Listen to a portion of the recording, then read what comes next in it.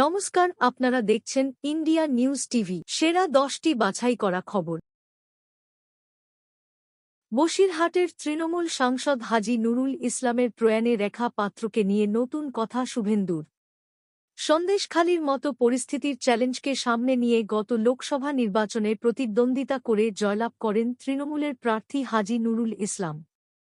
হাজী নুরুল ইসলাম তৃণমূল প্রার্থী হিসেবে জয়যুক্ত হয়ে বসিরহাট থেকে সাংসদ হন। আর সাংসদ হওয়ার মাস কয়েকের মধ্যেই প্রয়াত হলেন তিনি। বাংলাদেশে কতদিন চলবে ইউনূস রাজ? সময় বেঁধে দিলেন সেনাপ্রধান।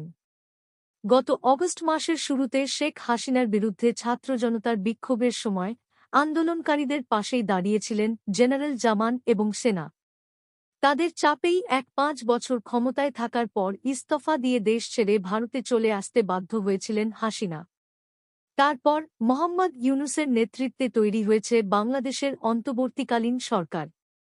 সংবাদ সংস্থা রয়টার্সকে দেওয়া এক সাক্ষাৎকারে জেনারেল জামান জানিয়েছেন, ইউনূসের নেতৃত্বাধীন অন্তর্বর্তীকালীন সরকারকে সেনা পূর্ণ সমর্থন করছে।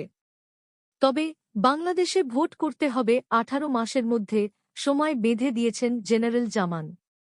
চীন এমন কি তৈরি করল, পৃথিবীর ঘোরার গতি কমে গেল?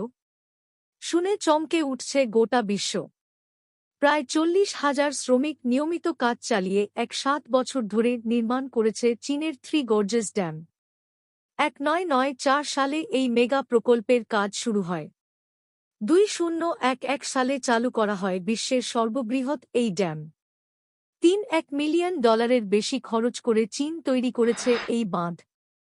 জাপানকে হটিয়ে বিশ্বের তৃতীয় ক্ষমতাশালী দেশ ভারত। স্বীকৃতির কৃতিত্ব মোদির নেতৃত্বকে দিল কেন্দ্র। জাপানকে হটিয়ে বিশ্বের তৃতীয় শক্তিধর রাষ্ট্র হল ভারত। 7টি দেশ নিয়ে এমনই একটি তালিকা প্রকাশ করেছে এশীয় শক্তি সূচক।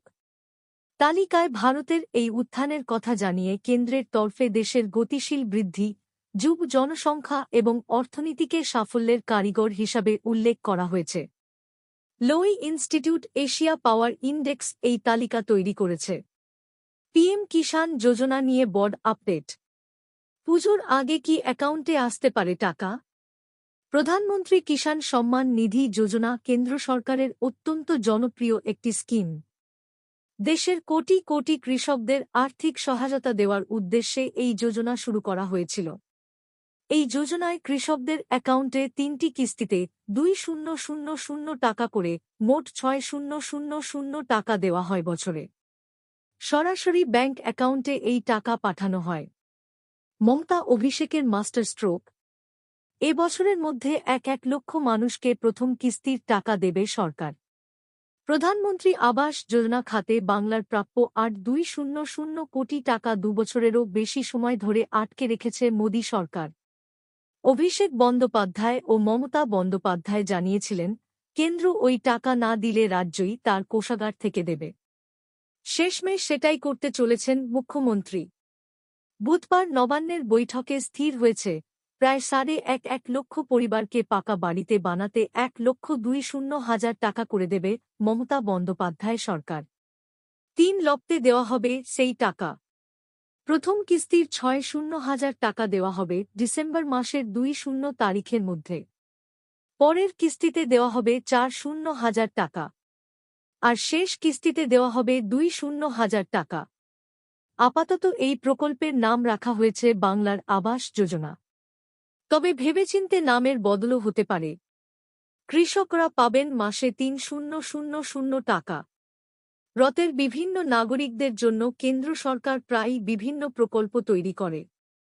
ভারত কৃষি প্রধান দেশ এবং এই দেশের বেশিরভাগ মানুষ কৃষিজীবী।